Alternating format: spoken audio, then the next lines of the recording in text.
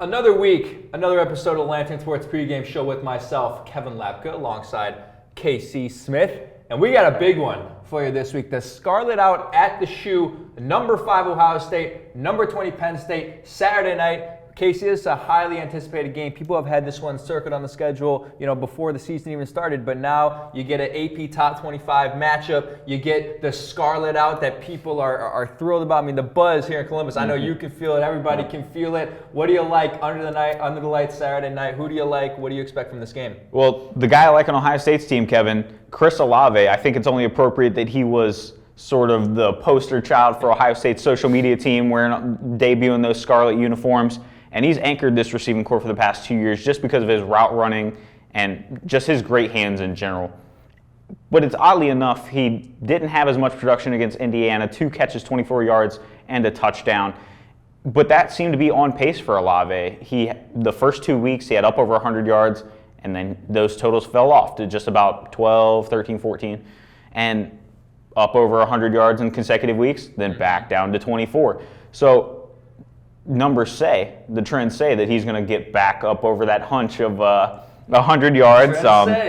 And I mean, he's kind of torched Penn State his entire career, even when he was behind guys like KJ Hill, Benjamin Victor, Austin Mack in his sophomore year. He still had 2 catches for 44 yards and 2 touchdowns. He was the second leading receiver in that game in 2019. And a season ago, same thing, 7 catches, 120 yards, and 2 touchdowns. He's owning this Penn State defense. So I expect him to get back to his typical production with sort of the trends that we've seen this season from Olave. Expect him to have a big day, especially against a struggling Penn State defense who fell last week to Illinois. On the Penn State side of things, though, for the Nittany Lions, I know. The one guy that you can't let beat you is Jahan Dotson, Kevin. This guy, his playmaking ability and his athleticism, you have to know where number 5 is on the field at all times. And Denzel Burke, he's going to be the guy assigned to Jahan Dotson. On Wednesday, he was asked what it meant to cover him this week, and he said, he's a pretty good receiver, but nothing I can't handle, though. Great confidence from a guy that's really showed out in his true freshman year. Dotson, though, he started off the game with 5 consecutive weeks. He started the year with 5 consecutive weeks with a score.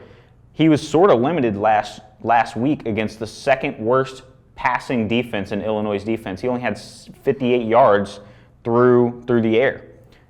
Nevertheless, he's still a top 35 receiver in the country in receptions, yards, and touchdowns with 49, 563, and 6 respectively. So I expect him to be able, if the opportunity presents itself, he's definitely going to make Ohio State's defense pay. But the way their secondary has really grown and filled those holes that were glaring against Minnesota, Oregon, Tulsa, etc., he's the guy that could be the difference maker for that Penn State offense. So I think another portion that you got to factor in is Sean Clifford's health, whether or not he'll be able to get him the ball. If he's able to get Jahan Dotson, number 5, in space, expected to be a long day for that Ohio State secondary.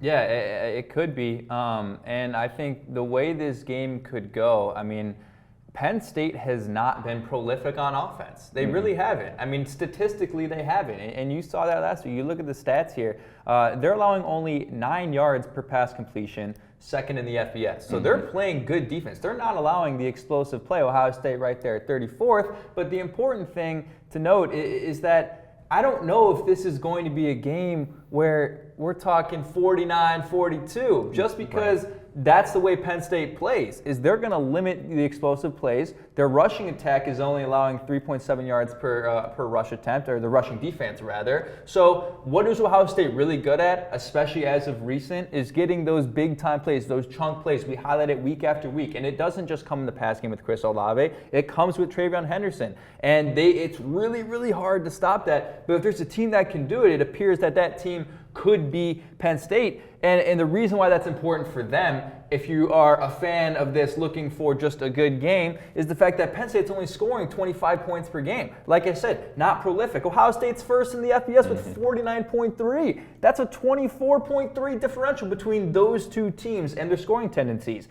Penn State's converting on third down only 34% of the time. But what keeps them in the game? Takeaways. They're 8th best in the country in turnover margin. So I don't know where you're going with this game.